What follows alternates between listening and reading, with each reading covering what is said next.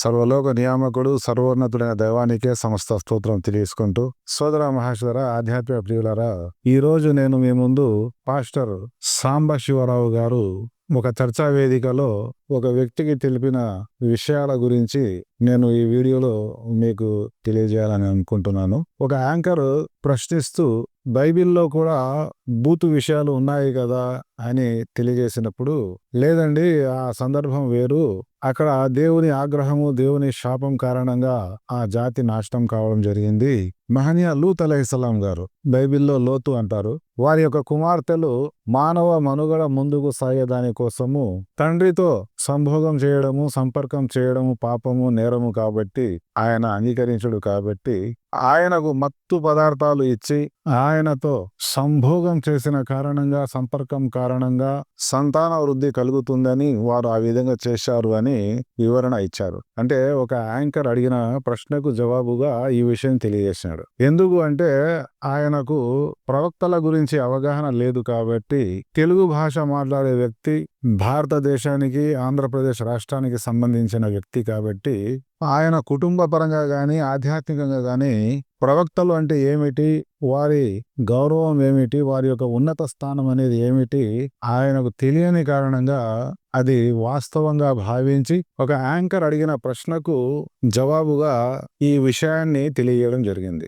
మరి సోదర మహాశుధర, ఆ ప్రాంతం యొక్క చరిత్ర అవగాహన ఉండినట్లయితే దాదాపు 4000 సంవత్సరాల పూర్వము మహనీయ ఇబ్రాహీం అలైహిస్సలాం గారి యొక్క కాలానికి ఆయన సమకాలీకుడు. అంటే ఆయన నివసించిన ప్రదేశము చుట్టుపక్కల చాలా దేశాలు ఉన్నాయి, అక్కడ చాలా మంది ప్రజలు మానవులు నివసిస్తూ ఉన్నారు. కానీ ఈ పాస్టర్ ఏమంటున్నారంటే మానవాళి మనుగడ సాగించే దాని కోసము వాళ్ళు తండ్రితో సంక్రమం చేశారు, సంపర్కం చేశారు అని ఈ వ్యక్తి తెలియజేస్తున్నాడు. అంటే క్రైస్తవులలోని పాస్టర్ల కూడా విద్యా జ్ఞానాల విశ్వాసాల స్థాయి ఏ విధంగా ఉంది అనేది ఇక్కడ అర్థమవుతుంది. అదే విధంగా చాలా మంది పాస్టర్లు ఊకదంపుడు ప్రసంగాలు చేసుకుంటూ అదే విధంగా బైబిలు గ్రంథంలో ప్రవక్తల పట్ల నిందలు మోపి వారి యొక్క స్థానాన్ని దిగజార్చడం జరిగింది. పవిత్ర ఖురాన్ గ్రంథం చదివితే ప్రవక్తల గౌరవం ఏమిటి, వారి యొక్క ఔన్నత్యం ఏమిటి, దేవుని దగ్గర వారి యొక్క స్థానం ఏమిటి,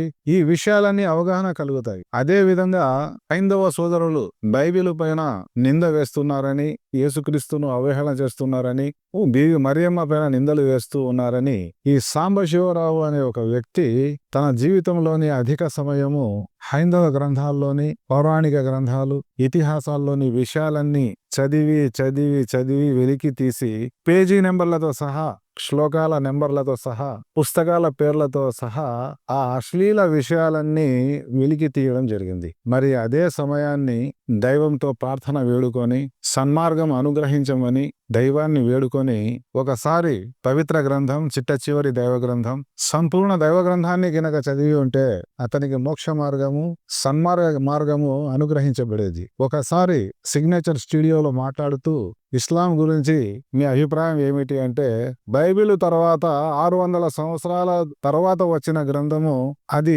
నాకు చదవవలసిన అవసరం లేదు అని తన అభిప్రాయాన్ని వ్యక్తపరిచాడు. మరి సోదర మహాశలరా, ఖురాన్ కంటే 600 సంవత్సరాలు ముందు వచ్చింది నిజమైంది, ఒరిజినల్ అయితే దానికంటే వందల వేల సంవత్సరాల ముందు వచ్చిన గ్రంథాలు ఉన్నాయి కదా.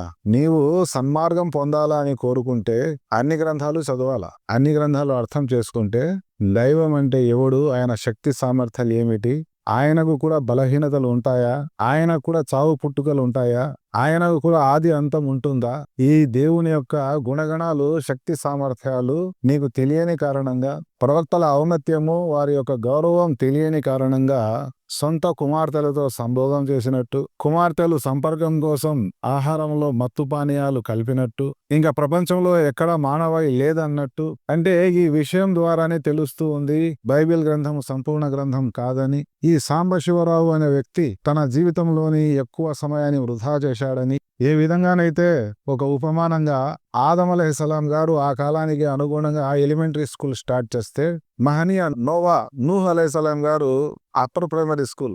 అదే విధంగా మహనీయ ఇబ్రాహీం అలైహిస్సలాం గారి యొక్క కాలానికి అది హై స్కూల్ అయింది. అదే విధంగా మహనీయ మూసా అలైహిస్సలాం గారి కాలానికి అది కాలేజ్ అయింది. అదే విధంగా మహనీయ ఈసా అలైహిస్సలాం గారి కాలంలో అది డిగ్రీ కాలేజ్ అయింది. అదే విధంగా చిట్ట చివరి ప్రవక్త ఆయన యూనివర్సిటీ స్థాపించి పిహెచ్డి డిగ్రీ కోర్సు తెలియజేశాడు. ఇప్పుడు వెనక్కి వెళ్ళి నేను స్కూల్కి పోతాను, కాలేజ్కి పోతాను, ఎల్కేజీకి పోతాను అని కాదు. అది బైబిల్ తర్వాత 400 సంవత్సరాలకు వచ్చిందా, 500 సంవత్సరాలకు వచ్చిందా, 600 సంవత్సరాల తర్వాత కాదు. నీవు వేదాలలో, శ్లోకాలలో, పురాణాల్లో, ఇతిహాసాల్లో ఉండే తిట్లను కాదు వెతకాల్సింది సాంబశివరావు.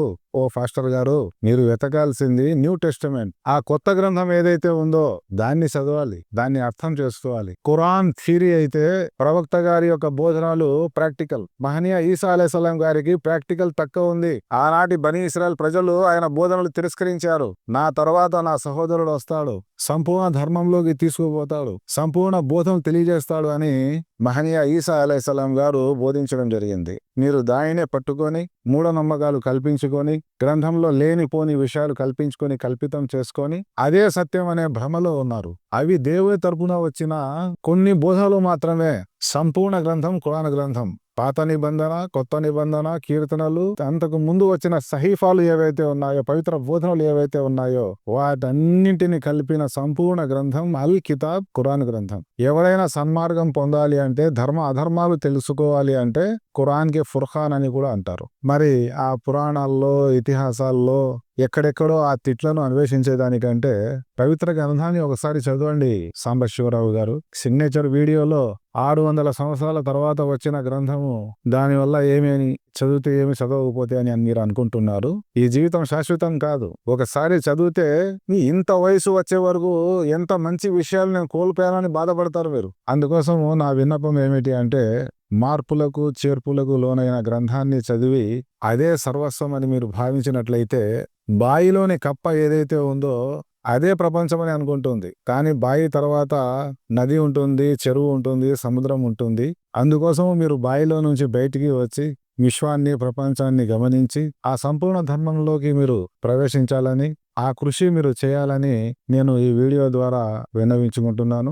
ఏవైతే విషయాలు చెప్పామో, విన్నామో అర్థం చేసుకొని ఆచరించే సద్బుద్ధి మనందరికీ కలగజేయాలని. వీడియో నచ్చినట్లయితే సబ్స్క్రైబ్ చేయండి, బంధుమిత్రులకు షేర్ చేయండి. అస్సలాము అలైకుం వరహమతుల్లాహి వబరకాతుహు.